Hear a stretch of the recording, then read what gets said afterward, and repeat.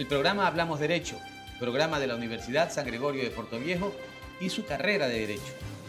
Esta vez con un tema muy apasionante: la administración de justicia y la lucha contra la corrupción.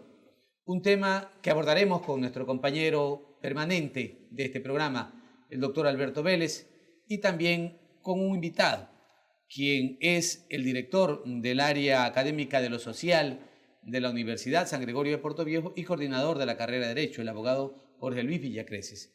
Este va a ser un tema en el que vamos a analizar en 4 segmentos todo lo que corresponde a la administración de justicia, los posibles juicios políticos, las figuras jurídicas en el área penal y sobre todo cuál es la posición de la carrera de Derecho frente a esta coyuntura actual en el análisis de la administración de justicia. Bienvenido, Alberto. Estimados televidentes, qué placer estar con ustedes en otra edición de Hablamos Derecho. Este tema, como ninguno, es un tema trascendente, es un tema jurídicamente necesario de que usted, como televidente, genere conciencia sobre aquel y lo conozca a profundidad. Así que ahora, pues, con el experto, encantados de tratarlo. Un gusto. Jorge Luis, bienvenido. Bueno, buenas noches a todos, a quienes nos ven y escuchan a través de la televisión. Siempre es un gusto compartir este espacio académico de discusión de temas inherentes al derecho y también de interés nacional. Es una cuestión de responsabilidad académica participar de manera activa en un momento histórico complejo cuando se habla de la lucha contra la corrupción y entendiendo al derecho y a la academia en cuanto al derecho como un elemento constitutivo fundamental en discusiones de esta naturaleza. Así que muchas gracias por la invitación, a pesar de que este es un programa de la universidad y de la carrera. Acá estamos en casa, pero siempre gustosos de aportar, insisto, desde el punto de vista académico, con opiniones que contribuyan a la conciencia social sobre una realidad que evidentemente es tan lacerante el día de hoy. Gracias, Jorge Luis. Y precisamente ya para ir desarrollando el tema, el Ecuador entero está haciendo uso de los derechos que la Constitución y algunas otras leyes conexas permiten que los ciudadanos denuncien hechos de corrupción.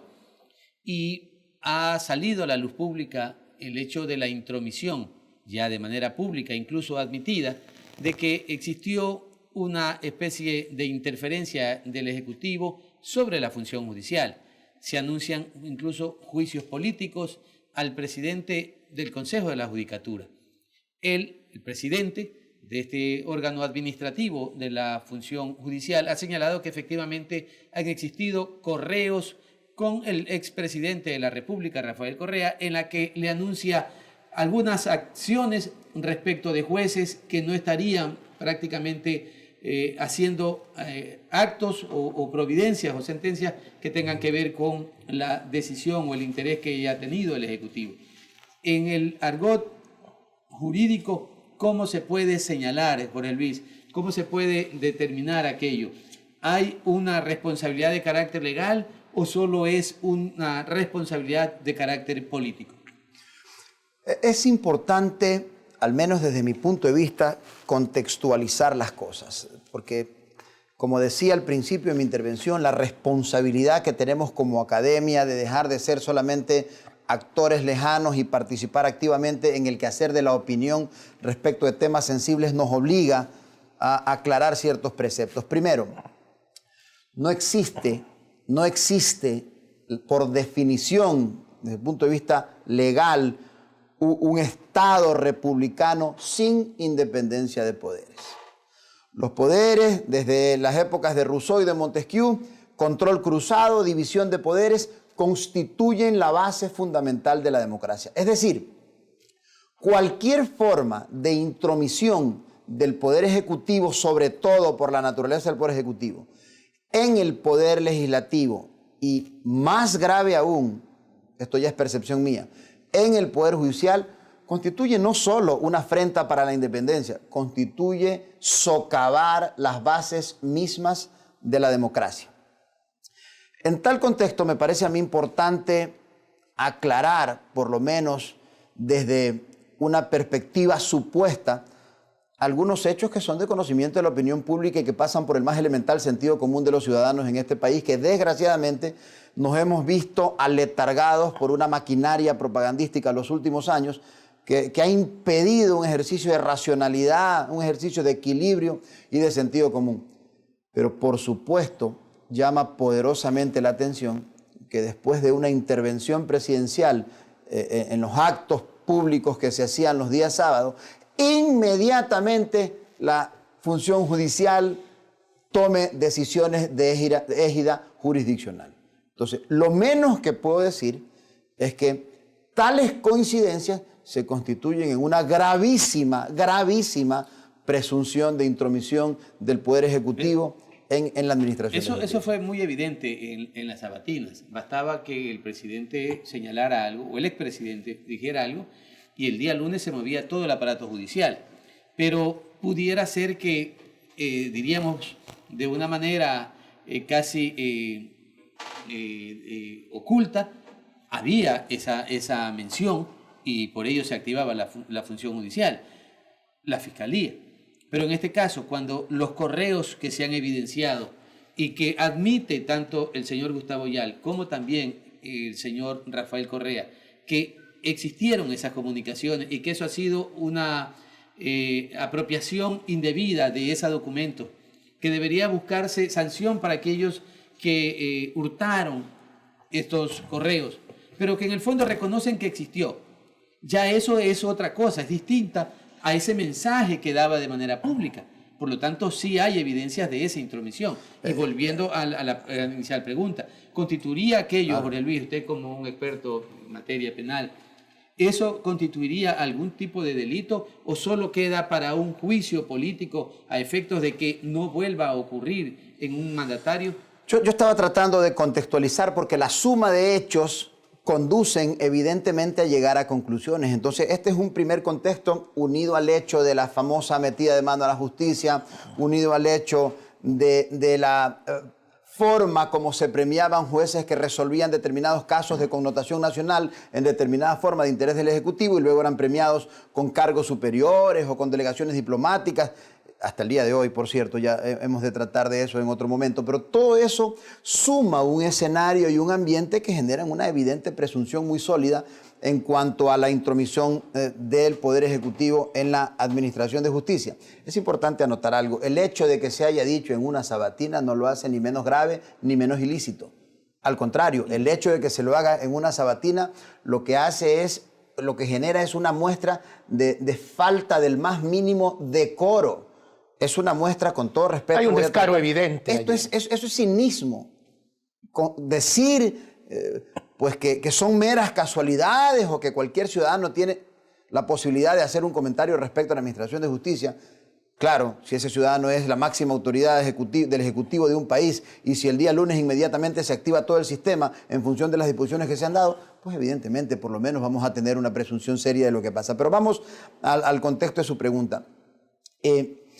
No podemos, más allá de toda esta percepción lacerante de una corrupción galopante, sistémica, generalizada y sobre todo, desde mi punto de vista, protegida a través de todo este sistema de control y de administración de justicia y de organismos de control, no sé si protegida es un término excesivo, pero por lo menos de difícil persecución, hay que diferenciar dos escenarios. No se puede discutir que en el escenario de la administración de justicia, en escenarios jurisdiccionales, esos correos que han sido obtenidos sin una autorización judicial no tienen valor desde el punto de vista probatorio, porque violan principios fundamentales, hay inviolabilidad de correspondencia y en efecto el estándar, nosotros defendemos como academia, como penalistas, un estándar de respeto a derechos fundamentales porque quien está siendo procesado goza de derechos fundamentales, entre ellos aquellos de las garantías del debido proceso, que jamás deben entenderse el favor de las potestades públicas, sino de los ciudadanos. Así que, en efecto, en ese estándar procesal penal, aquello no tendría validez. Pero sí es un elemento importante que obliga, no solamente por mandato ético, sino por mandato normativo, a la Fiscalía a comenzar a construir a partir de todas estas circunstancias que hemos mencionado, a comenzar a construir una investigación tendiente a determinar si hubo o no intromisiones que perjudicaron la administración de justicia y si aquellas intromisiones se constituyen o no en actos que coinciden con tipos penales descritos y que podrían constituir delito. Es una obligación no solo moral, no solo normativa, sino que es una necesidad de este país. Importante mencionar, Alberto, permíteme este último comentario, este es un estándar procesal penal. Nada tiene que ver con el estándar político del juicio político. Ahora, si nosotros nos preguntamos sobre las normas del debido proceso a partir de una potestad punitiva, evidentemente el respeto debe ser muy sólido.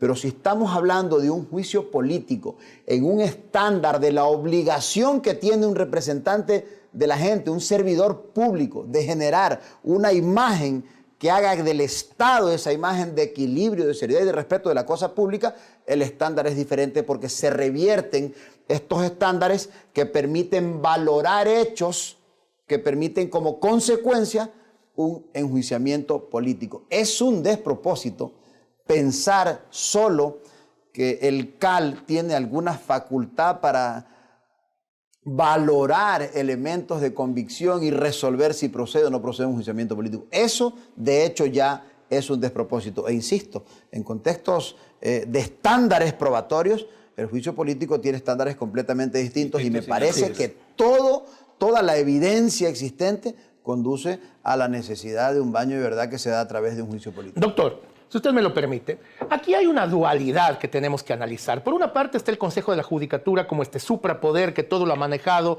y donde se influía de manera taxativa sobre los jueces para que ellos tomen decisiones, para que se emitan resoluciones y fallos que necesariamente ya estaban preestablecidos, a lo mejor preelaborados. Así que esta dualidad se conforma entre el Consejo de la Judicatura y los jueces, estos jueces pusilánimes, los llamé en un programa anterior genuflexos, jueces obedientes, sobre los que también hay que hablar, porque si bien por una parte tenemos a la figura de quien dirige los destinos del Consejo de la Judicatura, no es menos fuerte y terrible el que los jueces ecuatorianos hayan caído en esta marionetada, por ponerle un nombre que no sé si cabe dentro del uso correcto del castellano, pero que simplemente han sido manejados por este gran corruptor, primero, y me permito decirlo así con palabras mayúsculas, y luego estas marionetas que se han dejado mover. Entonces, ¿qué pasa también con los jueces que han coadyuvado y han permitido para que el Consejo de la Judicatura pueda mover estos hilos y los títeres puedan, pues, comenzar a caminar a ese ritmo?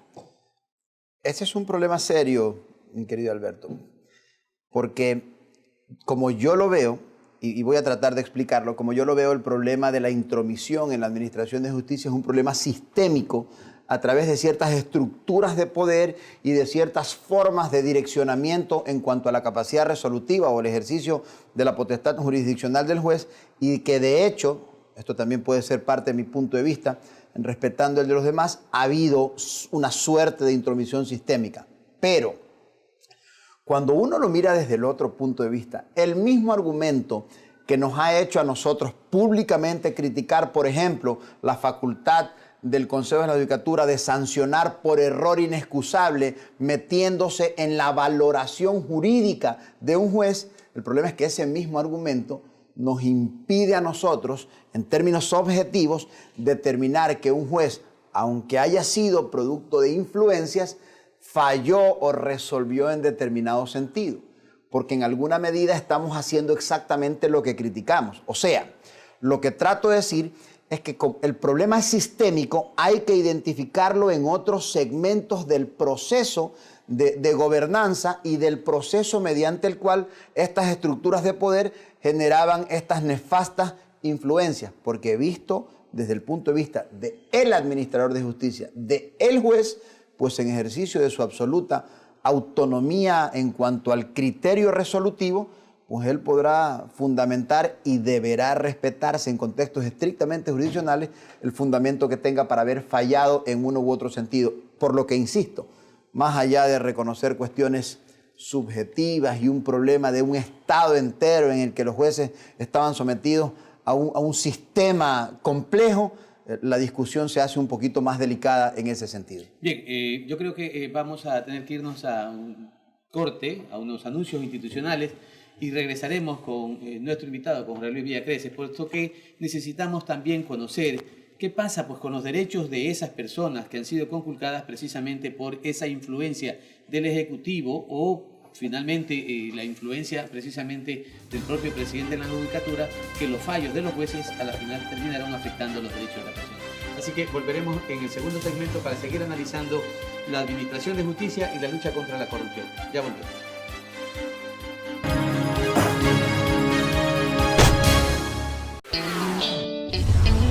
Inicio de espacio publicitario.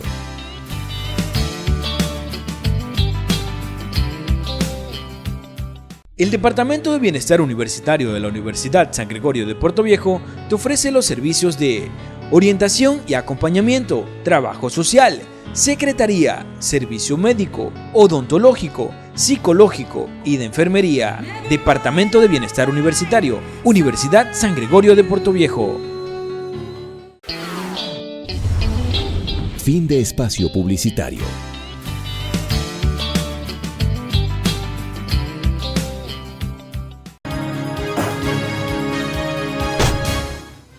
Volvemos con nuestro invitado, el abogado Jorge Luis Villacreces, en nuestro programa Hablamos Derecho, un programa de la carrera de Derecho de la Universidad San Gregorio de Puerto Viejo. Y al concluir el primer segmento, señalábamos el perjuicio que se ha ocasionado a muchos ciudadanos con ese sistema que operó en la administración del gobierno nacional en la década pasada. Es decir, y para ser contundente, el mensaje presidencial los días sábados sobre a quién había que iniciarle un proceso, la activación de todo el sistema judicial al día lunes siguiente, el encarcelamiento de ciudadanos o de servidores públicos y finalmente incluso hasta contra políticos, y luego pues la imposición de penas o la sustitución de jueces que no querían cumplir aquellas consignas a través del Consejo de la Judicatura. Y la pregunta era, Jorge Luis Villacreces, ¿qué solución le brindamos a los ciudadanos que se vieron afectados con este andamiaje ilícito de la administración de justicia respecto de los derechos de ellos? ¿Qué solución, qué reparación pueden tener, puesto que el Estado tiene que reparar, a pesar de que sea una administración distinta, los derechos de esos ciudadanos que han sido vulnerados en sus intimidades, en sus, diríamos, libertades fundamentales? De nuevo, es una pregunta compleja, porque, como siempre, pretendo presentar posiciones lo más académicas posibles y lo más alejadas de percepciones de carácter político o de interés. Es importante mencionar que cuando nosotros hablamos de la seguridad jurídica tiene un montón de aristas. Una de ellas, por supuesto, el derecho que tenemos a la tutela efectiva, y eso implica que nuestras cuestiones sean resueltas por jueces imparciales. En muchos casos, esto debo suponerlo porque por la evidencia que se tiene, sin embargo, habrá que probarlo con mayor especificidad, se ha vulnerado ese derecho a la tutela judicial efectiva si hemos reconocido nosotros que es posible que la intromisión de los otros poderes en la administración de justicia haya generado sentencias en determinado sentido, pues se violentó derecho de tutela judicial efectiva y de ser resuelto su problema por un juez imparcial. Pero esas resoluciones han causado estado, o sea, causan efecto de cosa juzgada en la égida jurisdiccional, en el ámbito jurisdiccional. Y cualquier forma de revertir tal efecto de cosa juzgada también perjudicaría la seguridad jurídica que se sustenta en normas previas, claras, escritas y estrictas, como lo conocemos todos, principio de legalidad sobre el que se sustenta además la estructura de un Estado de Derecho, lo cual nos presenta un escenario complejo. Habría que estudiar con detenimiento, por un asunto de égidas en las áreas del derecho, la posibilidad de recurrir a demandas por vía contencioso-administrativa en función de hechos notorios que prueban que aquellas resoluciones, aún causando efecto de cosa juzgada, pudieran haber perjudicado derechos o intereses de particulares, que son los protegidos. Por decir un ejemplo, la declaración del ex contralor Carlos Poli, que señala que le solicitó al juez que declare la malicia y la temeridad contra los miembros de la Comisión Cívica Anticorrupción, y la respuesta precisamente conllevó a un juicio, hubo sentencia y luego un desistimiento. Es decir, toda esa crítica situación emocional por la que pasaron, el hecho de defenderse, el hecho de contratar abogados, el hecho de llegar a audiencia, claro, el deterioro de su imagen pública, de su honor, de todos aquellos miembros, para finalmente terminar con el desistimiento de esa pena, el perdón de esa sentencia. Causando un daño moral mayor. Correcto. Porque ante la faz pública, una persona que ha cometido un ilícito se transforma en un Dios que perdona a quien actuó correctamente. Entonces, lo cual es realmente lacerante. Ese problema,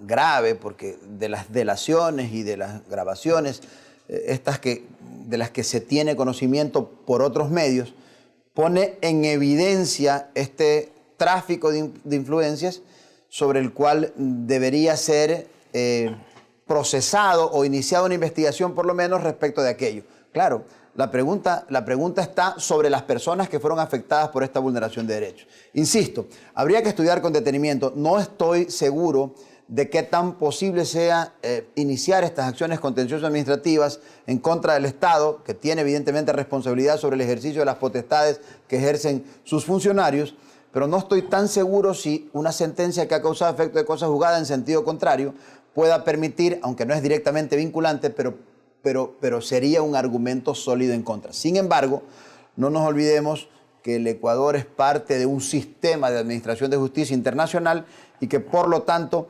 estamos sometidos a esa jurisdicción internacional que sin duda alguna va a terminar censurando resoluciones de esa naturaleza. Y ordenando la reparación de daño. Y ordenando la reparación integral.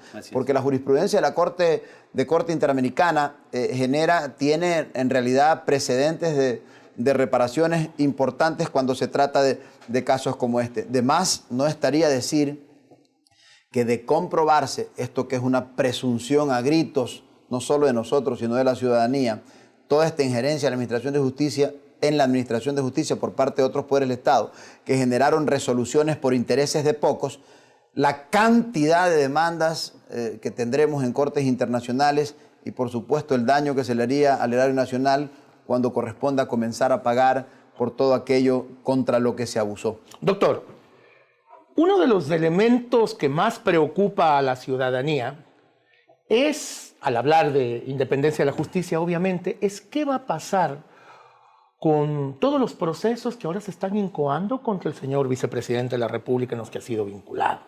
Una justicia que no es independiente, pues difícilmente va a permitir que tengamos luces plenas respecto a las acciones reales del señor vicepresidente en casos como el de Odebrecht. Y la preocupación es mayor cuando, por ejemplo, se utilizan tipos penales derogados como la asociación ilícita que estaba en el artículo 370, si mal no recuerdo, del Código Penal anterior, y no la 369 del COIP, que nos habla de delincuencia organizada. Primero, para que nuestros oyentes, que no son abogados, obviamente muchos de ellos, comprendan, me gustaría que usted describa estas figuras, la asociación ilícita del 370 del Código anterior y la del 369 del COIP de delincuencia organizada, para ver en qué medida esto va a poder ser resuelto con esa luz con la que debe obrar el derecho. A ver, sí. Primero, con ánimo de aclararlo, en el Código Orgánico Integral Penal, la asociación ilícita está en el 370, no en el Código Penal anterior. Es Código Orgánico Integral Penal, 370 asociación ilícita,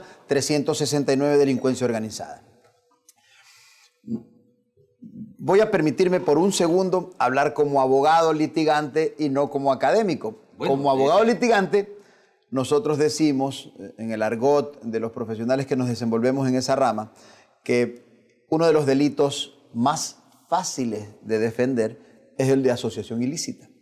La asociación ilícita es un delito, ahora ya hablo como académico, desde el punto de vista académico, es un delito que ni siquiera debería existir, porque la asociación ilícita es un acto preparatorio de un delito posterior. Claro. Y los actos preparatorios, desde el punto de vista doctrinal, estoy hablando de liter criminis, los actos preparatorios no son punibles.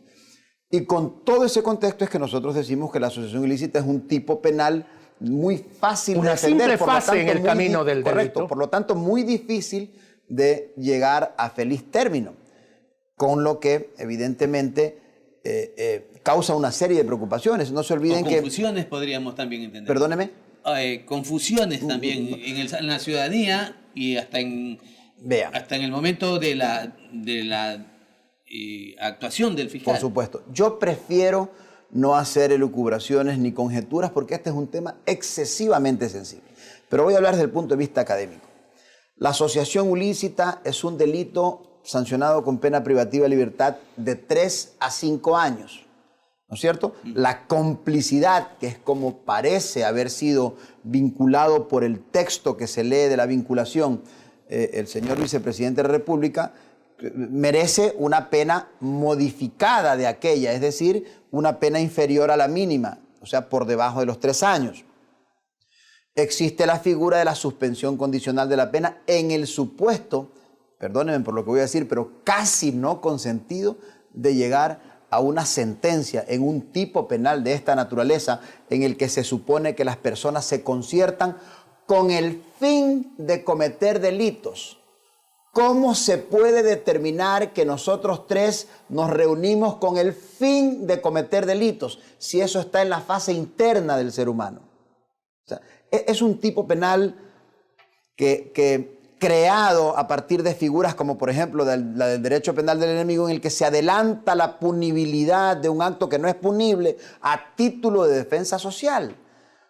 Como el sistema penal, hablo de la estructura doctrinal, dogmática y normativa, está configurado para otra cosa, es de difícil comprobación, porque esencialmente se encuentra dentro de una fase que todavía no es punible. Y en América Latina, dígase usted, muy cerca de nuestros países, Perú, Colombia, ¿tienen esta figura también de asociación ilícita en la misma definición, con la misma conceptualización que tiene nuestro Código Penal? Debemos reconocer que la mayoría lo tiene, pero si nosotros indagamos un poquito en el origen, todo este tipo de delitos fueron creados, así como el de sabotaje y terrorismo, durante el periodo en el que Sudamérica pasaba por mandatos de dictaduras dirigidas por militares. Se crearon todo este tipo de delitos a partir de determinadas teorías mediante las cuales la represión era necesaria para el control entre comillas, de la seguridad pública. Pero insisto, desde el punto de vista tipológico, desde el punto de vista estrictamente técnico, jurídico, penal, son delitos de difícil configuración. Este delito de la asociación ilícita es de difícil configuración, por lo que, más allá de todas las connotaciones políticas, yo le veo pocas posibilidades de éxito.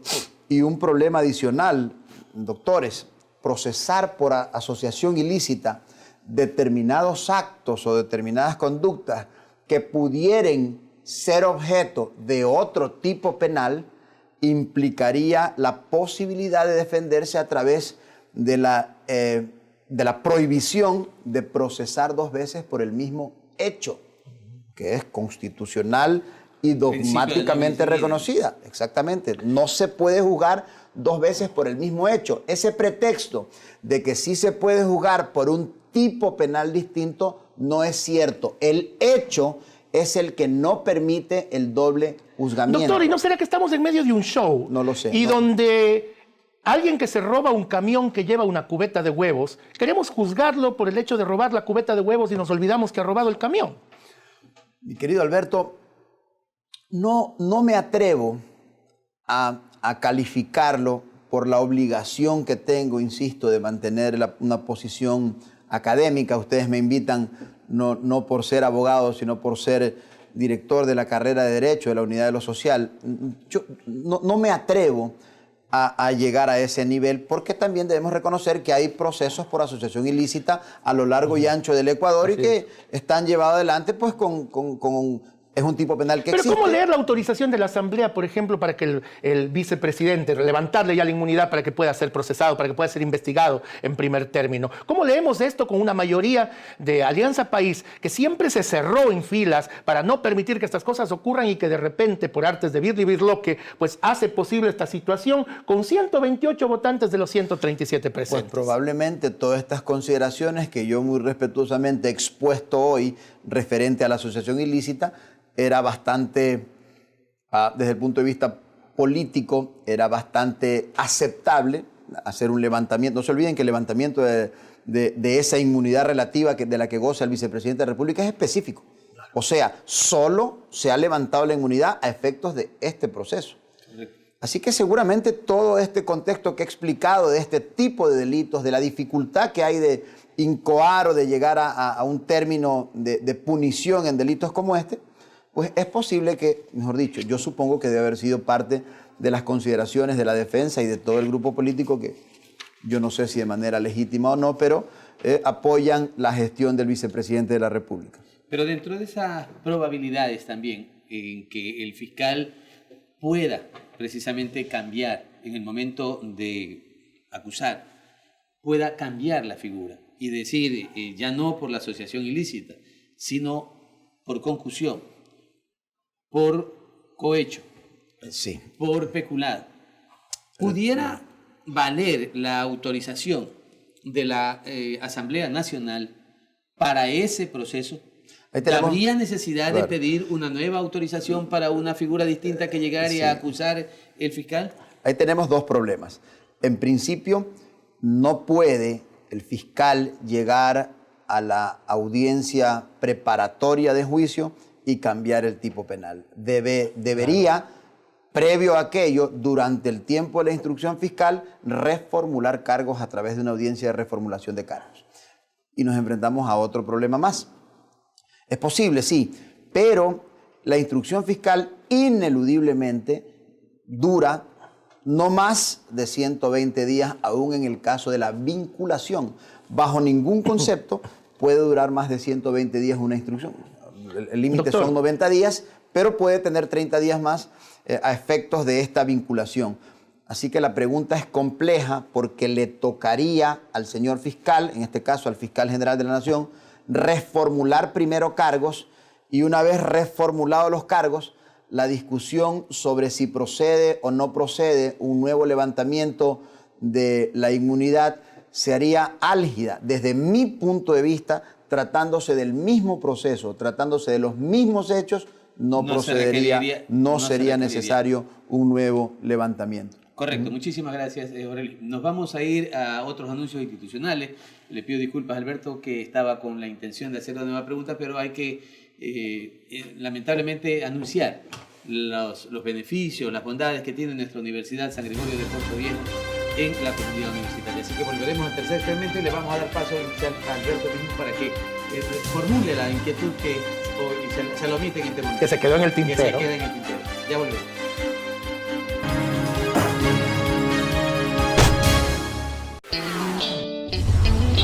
Inicio de espacio publicitario.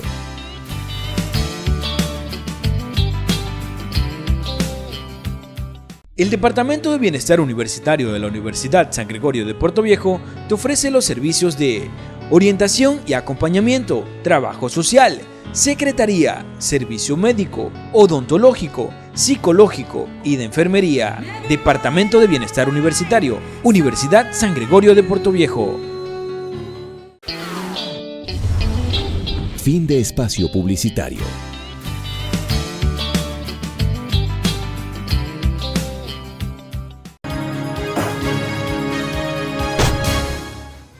Estimados televidentes, qué placer estar con ustedes para este tercer segmento de Hablamos Derecho, esta propuesta de la Academia y de la carrera de Derecho de la Universidad con Corazón, la Universidad de su sangre, la Universidad San Gregorio de Puerto Viejo, de Manabí para el mundo, Urbi et Orbe. Estamos con Jorge Luis Villacreces, el director de la carrera, hombre conocedor profundo del derecho, especialmente en su área penal. Y a mí, de todas las respuestas que él nos trajo, lúcidas e inteligentes como siempre, algo me quedó flotando allí. En el pedido de formulación de cargos que realiza el fiscal, señor doctor, Simplemente se enuncia al señor vicepresidente de la República como que él ha facilitado actos para que se cometan ilícitos, lo que lo pone en esta situación de cómplice. Pero la complicidad, de acuerdo al artículo 43 del COIP, solamente conlleva del tercio al medio de la pena. Entonces, repito e insisto en esto que fue también parte de mi formulación inicial en el segundo bloque, de hasta dónde queremos mostrarle a la comunidad que hay la voluntad de enjuiciar al vicepresidente, pero siempre lo estamos haciendo por las cosas menos graves cuando hay cosas mucho más grandes que analizar. Hay que recordar y reconocer que la vinculación del señor vicepresidente de la República se da cuando ya el proceso ha sido iniciado. Y cuando me refiero al proceso, me refiero a que ya estamos dentro de una etapa de instrucción fiscal por asociación ilícita, y esta etapa de instrucción fiscal por asociación ilícita se llevaba ya adelante en contra de otros procesados, inclusive sobre los cuales pesaban ya algún tipo de medidas cautelares, no era solo uno. Varios detenidos y otros con... Hay unos detenidos y otros con medidas distintas, medidas alternativas o sustitutivas. Eso es la diferencia, el término es procesal exclusivamente. Así que esencialmente lo que se ha hecho es vincular al vicepresidente de la República en un proceso que ya estaba siendo llevado adelante. Y precisamente la lectura que usted acaba de hacer en relación a facilitar es la que merecía mi comentario previo, en el sentido de que se trataría aparentemente de una complicidad y que a aquella le correspondería una pena modificada. Entre paréntesis, parece ser de todas maneras que toda la influencia que genera la opinión pública, la gente en las calles, los medios de comunicación, los actores políticos, los actores sociales, los académicos, en alguna medida también pudieron haber influido en esta necesidad de vincular en un proceso de esa naturaleza a quien de manera clara era quien estaba al frente de todos los sectores estratégicos y quien tenía la obligación de controlar, de sobrellevar, de resguardar todos los procesos mediante los cuales se llevaron adelante las contrataciones y todo aquello que ahora es objeto de la discusión. Por lo tanto, pues lo que se ha hecho es vincularlo a un proceso existente, claro, con todas las implicaciones que hemos comentado antes, el tema de los hechos, el tema del levantamiento de la inmunidad, pues gira esencialmente alrededor de lo que se ha solicitado. Elucubrar sobre que aquello sea simplemente una forma de bajar los niveles de presión de la opinión pública respecto de las responsabilidades que pudiera tener el vicepresidente, pues es posible en este escenario, sin duda, pero, insisto, pasaríamos al campo de las elucubraciones. En este escenario del show, Glass entonces podrá acogerse, como usted ya lo dijo, a la suspensión condicional de la pena que nos trae el artículo 650 del COIP. Imagínese entonces dónde estamos. Podría, claro, hipotéticamente, en el supuesto de que, desde mi punto de vista, de que hubiera la condena. Poco probable de que se pueda llegar en un tipo penal como la asociación ilícita a la condena, porque, insisto, la asociación ilícita implica el concertarse con el fin de cometer delitos. En el caso que nos ocupa, se supone que esos delitos fueron cometidos. Por lo tanto, esta cuestión de la asociación ilícita solamente pondría en riesgo el principio del no doble. Y nótese, doctor, porque no se procesa por esos delitos consumados, que son a partir de los cuales se pretende construir la asociación ilícita. Nótese, doctor, que la asociación ilícita no es causal de juicio político, de acuerdo con el artículo 129 de la Constitución. Sí, pero de nuevo pasamos al problema que yo había propuesto antes. Los estándares en materia de juicios políticos son absolutamente distintos a los estándares del derecho procesal penal o de la necesidad constitucional de garantizar los derechos fundamentales como aquel del debido proceso a una persona en un proceso penal. Por lo tanto, si bien es cierto, las causales establecidas constitucionalmente para el enjuiciamiento político del vicepresidente de la República se circunscriben específicamente a las que usted menciona, no obsta aquello para que todas estas circunstancias indiciarias en contextos políticos de su responsabilidad, inclusive por falta de un deber de cuidado cuando él era el responsable de todos estos sectores estratégicos, puedan configurar el estándar suficiente para un enjuiciamiento político por cualquiera de las causales. Concusión, cohecho, enriquecimiento ilícito, peculado, sin perjuicio de lo que independientemente investigue o procese los organismos pertinentes. La defensa que hace, desde mi punto de vista, legalmente improcedente de quienes rodean desde el punto de vista político al vicepresidente en relación a la falta de pruebas, me parece absolutamente inconsistente. Los juicios políticos no tienen el estándar ni la finalidad probatoria de un proceso penal. Estamos hablando de responsabilidades políticas, por lo tanto, discutibles en contextos probatorios de manera distinta. Jorge Luis, como penalista, tanto litigante como también académico, en Manaví se ha generado precisamente una gran alarma al conocer inicialmente que Selex EPSA declaró desierto un concurso en la cual un consorcio de empresas en las que tiene acciones el prefecto provincial de Manaví habría pretendido hacer dicho contrato. Y el argumento en el que se basa precisamente el gerente de Selec es el hecho de que el mayor accionista es un servidor público y que de conformidad a la ley orgánica de contratación, así como también de la ley orgánica del servicio público, no podría contratar. Y entonces surge una gran duda, y prueba de ello es que se ha planteado una denuncia por el supuesto o por la posibilidad de la existencia de un delito de perjurio, que el fiscal que tiene ahora en sus manos esta denuncia sostiene que podría ser más bien falso testimonio. La audiencia, y desde el punto de vista académico, quisiera saber cuál es la diferencia entre el delito de perjurio y el de falso testimonio a efectos de tener una orientación clara respecto de aquello. Esencialmente la diferencia radica entre el perjurio se hace bajo juramento y el falso testimonio no se lo hace bajo juramento.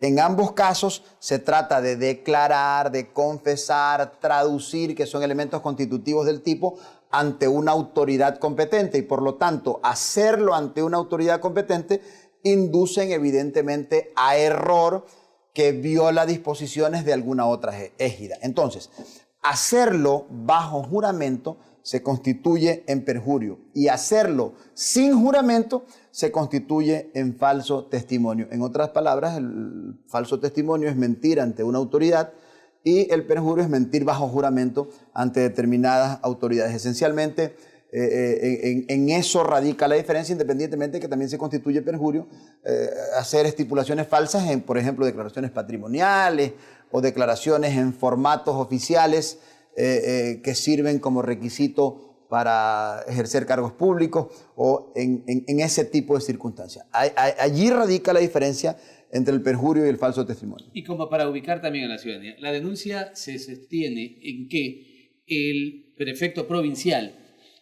al momento de inscribir su candidatura, sostiene, firmando en un formulario que entrega el Consejo Electoral, diciendo que no se encuentra inmerso en ninguna de las prohibiciones que señala el artículo 93 del Código Orgánico de la Democracia. Es decir, el juez competente es el Consejo Nacional Electoral, es el juez de elecciones, en cuyo caso, al momento de firmar ese documento, dice someterse, en este caso, a ese juez, juramenta no estar en las inhabilidades. Si llegare a existir esas inhabilidades, que de paso hay y esto es importante resaltar, que lo ha hecho varios medios de comunicación nacional, casos como El Universo, la revista Vistazo, el Telégrafo, El Comercio, lo han recogido medios de comunicación, también el Diario, lo ha hecho también Teleamazona, lo ha hecho Televisión Ecuador. Es decir, es un tema donde se constituye algo de carácter público. Entonces, en esas condiciones, ese juramento de no encontrarse en esas inhabilidades, ¿cuál sería la tipificación? ¿Perjurio o falso testimonio? En el supuesto de que uno declare, insisto, de que aquel documento, habría que revisar la especificidad de si aquello fue, por ejemplo, objeto de una declaración juramentada ante fedatario se constituiría en perjurio. De no ser así, se constituiría en falso testimonio. Habría que revisar las especificidades. Ahora es importante aclarar respecto de su pregunta que el derecho penal presenta, como lo acabamos de ver, una tipología específica, pero que requiere, aquella tipología requiere el auxilio o el concurso de disposiciones extrapenales para aclarar el tenor de la tipicidad. ¿A qué me refiero?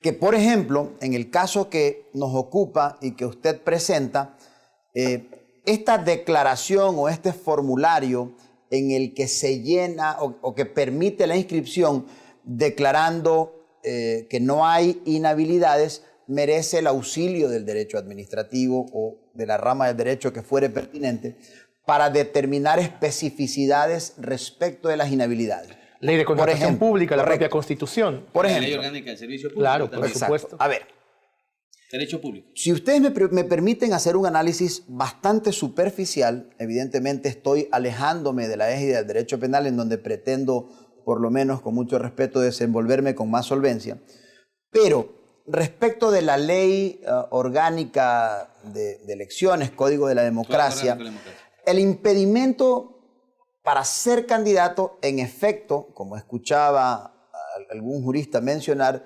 refiere específicamente el ser representante legal o apoderado. Ahí hay una circunscripción que no alcanza, evidentemente, a los accionistas. En principio, eso está respaldado, eso aterriza una disposición constitucional que está en el mismo sentido. Primera cosa. Pero, como usted lo ha mencionado, el artículo 62 de la Ley Orgánica del Sistema Nacional de Contratación Pública, que establece inhabilidades, si yo mal no recuerdo, en el numeral 2, establece una inhabilidad específica de los prefectos para contratar con las entidades contratantes, que en el contexto de la ley esencialmente se refiere a todas aquellas entidades públicas en capacidad de contratar. En ninguna parte, en este contexto, eso sí es una interpretación bastante especial de quien defiende la posición contraria, en ninguna parte dice que aquella inhabilidad es específica contra la entidad en la cual labora el servidor. Eso no dice. Eso dice en otros casos. Pero a efectos de la inhabilidad contenida en el artículo 62, que son inhabilidades generales, el numeral 2 refiere específicamente presidente, vicepresidente de la República, otra serie de funcionarios más, y menciona al prefecto. El prefecto no puede contratar por el Estado, ni en su prefectura, ni en ningún lado. Ahora bien, un prefecto, para hablar en abstracto, que tiene una empresa de la que es accionista mayoritario, ¿puede contratar con el Estado? Pues aparentemente no. Puesto que esta ley orgánica a la que nos hemos referido tiene su aterrizaje, si cabe el término, si me permiten un segundo, sí. Tiene su aterrizaje en estructuras normativas que son reglamentos derivados de aquella ley orgánica y que se adscriben o que se adhieren a ella, que merecieron, por ejemplo, una codificación, no recuerdo específicamente el año, y que contiene normas relativas a la participación en los procedimientos precontractuales. Y dice de manera taxativa, aquí me van a permitir leer, que cuando se solicita información para efectos del cumplimiento de lo contenido en el artículo 62 y 73 de la Ley Orgánica de Contratación Pública, me refiero a lo ya leído, a la inhabilidad general del artículo 62, numeral segundo, que le impide, por ejemplo, a los prefectos contratar con el Estado, este reglamento, normas relativas a la participación en su artículo 61, dice que para efectos del cumplimiento de las inhabilidades del artículo 62 y 63, deberá requerirse, cuando se trate de persona jurídica, la identidad de sus accionistas, partícipes o socios, y así sucesivamente hasta transparentar la estructura de propiedad a nivel de personas naturales.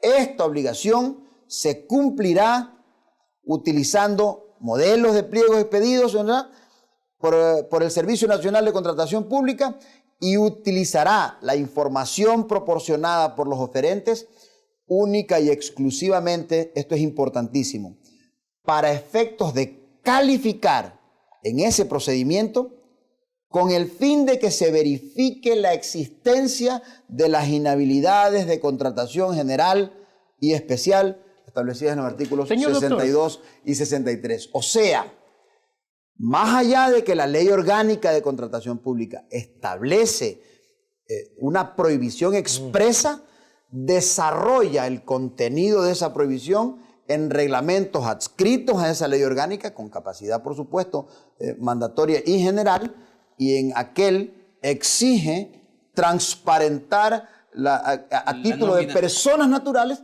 la nómina de accionistas, evidentemente si no extendiendo la prohibición. Un prefecto constituye una compañía y comienza a contratar con un municipio vecino y el alcalde de ese municipio constituye una compañía y procede a contratar las obras con el prefecto. Y entonces no hay ningún tipo de impedimentos. Ambas compañías de estos representantes legales, de estos en las que son accionistas, los dignatarios, se cruzan los contratos y tenemos a un alcalde contratista y a un prefecto contratista, lo cual solo desde el punto de vista ético es algo absolutamente inmoral, sin dejar de mirar las posibilidades de la posible incursión en cualquier tipo. Así es, y debo anotar respecto de su primera pregunta en relación a el posible falso testimonio o perjurio, que como contiene una disposición tipológica que hace referencia a la necesidad de análisis de cuestiones extrapenales, pues habría que leer con un poco más de detenimiento el texto del instrumento utilizado para poder determinar aquel, pero más importante que eso, y esto sí me parece fundamental hacerlo notorio a la opinión pública, es que el solo hecho de esta discusión jurídica en la que podríamos o no tener razón, yo me he limitado a leer un texto normativo y a presentar una perspectiva desde el punto de vista legal que me parece a mí, por cierto, bastante sólida. Esto no quiere decir que el prefecto o que cualquier prefecto haya o no cometido falso testimonio o perjuro. Yo sostengo, por lo que hemos leído, que inhabilidades existían, pero el contexto del falso testimonio y del perjuro, primero que habría que estudiar con detenimiento el documento mediante el cual él presentó a la autoridad competente una declaración, primero. Y segundo, que aún en el supuesto, no sé si consentido o no, de que aquel no se constituya en un problema de falso testimonio o de perjurio, esa determinación corresponde a la Fiscalía. Los ciudadanos tienen frente a autoridades un deber constitucional de presentar denuncias por hechos que podrían, eso corresponde a la égida de la Administración de Justicia, constituirse en ilícitos. Por lo tanto, en el contexto de la presentación de una denuncia, si el relato de la denuncia contiene hechos ciertos, la calificación de la tipicidad corresponde a la Fiscalía, porque me parece a mí tendencioso y me parece a mí descontextualizado una discusión que escuché ya en algún medio local referente a una posible declaratoria de malicia o temeridad de una denuncia en esos contextos. Eso se constituye, independientemente de quién presente la denuncia, en amenazar al pueblo soberano en que jamás puede presentar ningún tipo de denuncia en contra de quienes lo administran. El hecho de presentar, perdónenme la redundancia necesaria, hechos que son verdaderos es suficiente. La calificación jurídica, la resolver si constituye o no una tipicidad real, corresponde a la Fiscalía luego de todas las indagaciones y averiguaciones que fueren del lugar. Muchísimas gracias. Nos vamos a unos anuncios institucionales y regresamos de manera inmediata al cuarto y último segmento. Ya volvemos.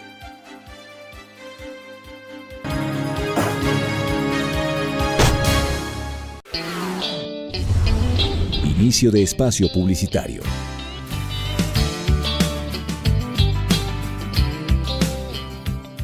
El Departamento de Bienestar Universitario de la Universidad San Gregorio de Puerto Viejo te ofrece los servicios de orientación y acompañamiento, trabajo social, secretaría, servicio médico, odontológico, psicológico y de enfermería. Departamento de Bienestar Universitario, Universidad San Gregorio de Puerto Viejo.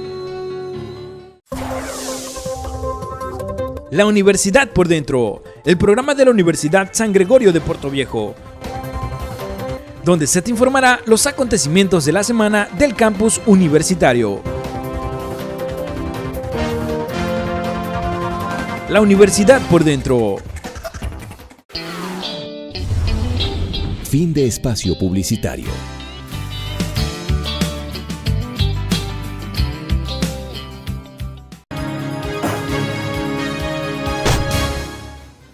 Directos televidentes, ya para cerrar este programa de Hablamos Derecho, esta propuesta de la Academia de la Universidad de su Sangre, la Universidad con Corazón, de Manabí para el mundo.